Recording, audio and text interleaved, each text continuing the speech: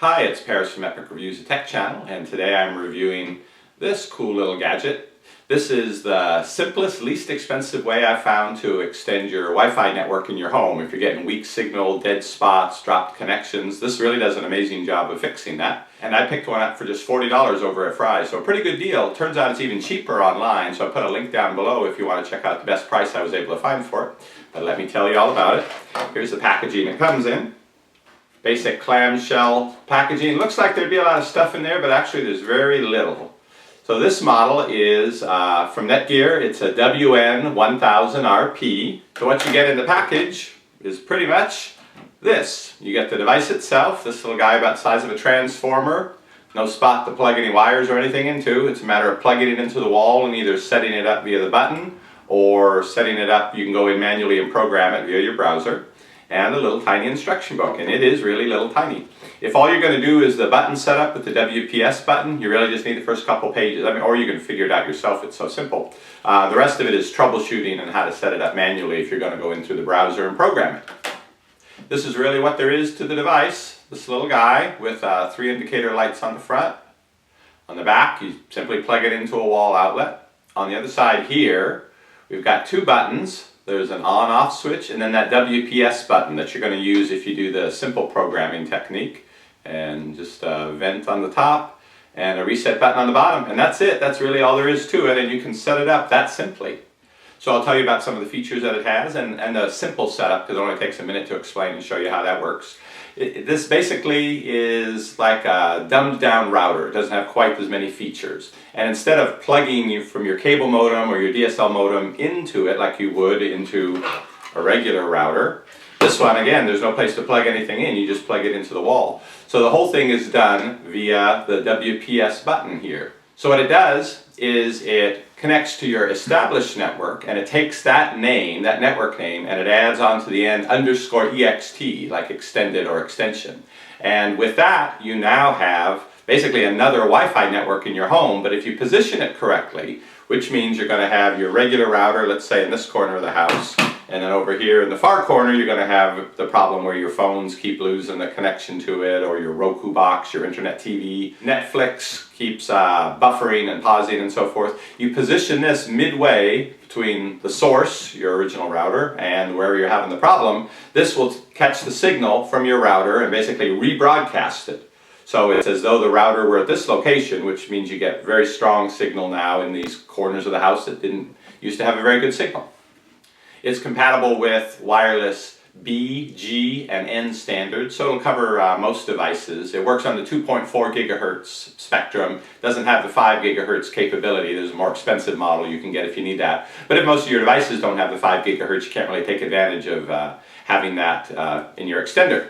In any case, if what you have are the typical array of iPad and internet television and a Wii, Xbox, you want to get them all online, mostly using wireless, and this has worked pretty well for me.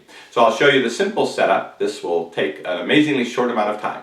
Alright, I've got this plugged into a power strip to make it a little easier to show you what's going on, but you'd probably just plug it into a wall socket. You plug it in, give it a minute to do its internal business, and then you'll see a green light over here. That means it's ready to do its thing. At that point, you go to the buttons on the side.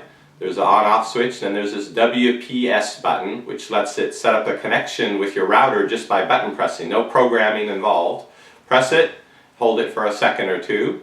When you let go, you'll look and you'll see that these green lights have all started flashing. That means it's in seek mode. It's now looking for your router. At that point, you run over to your router and you've got to press the WPS button on that. It's usually on the side, could be on the back, but take a look around for a button that looks like this. And press it and hold it for a second. And you'll notice it starts flashing. So it's now in seek mode. It's now looking for a device to connect to. So it will, within a minute or two, find your Wi-Fi extender and they'll communicate, do their stuff, and you're going to have your new network set up. There, it stopped flashing. It's actually already established a connection. It was that quick. Then if you look back on your Wi-Fi extender, you'll see now you've got a green light up top. And it's ready to go. When you connect to this device with a laptop or something, you'll get 3 green lights, and pretty much it means you're all set to go. And that's it for the simple setup. They'll be connected. All you'll need to do is go to your devices, your laptop, your phone, your iPad that's been having the connection problem. Go into make a Wi-Fi connection, and when you look in the list of Wi-Fi networks, now in addition to, let's say this is Sam's Wi-Fi, your primary Wi-Fi, you'll see a new Wi-Fi network listed, and it'll be Sam's Wi-Fi _EXT, and that'll be the network that this one has created, and that'll be the one you want to connect to. Now by default, it'll take the password you use to log in here, and it'll apply it to this network.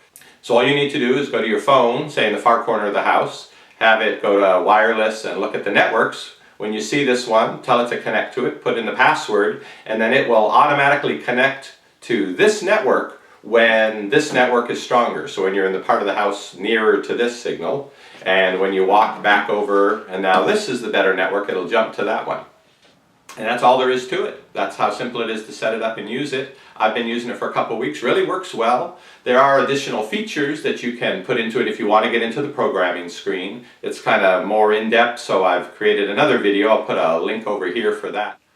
I give this guy a thumbs up. Does exactly what they claim and does a good job of it without breaking the connection, without dropping, and very easy to set up. If you just want to use the most basic, push the two buttons, wait a couple minutes, and you got your problem solved sort of network.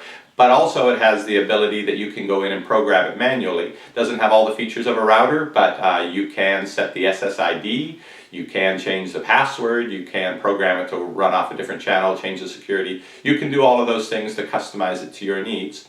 Again, I put a link below. I was able to find it online for less than I paid for it, so take a look and see if it might work for you.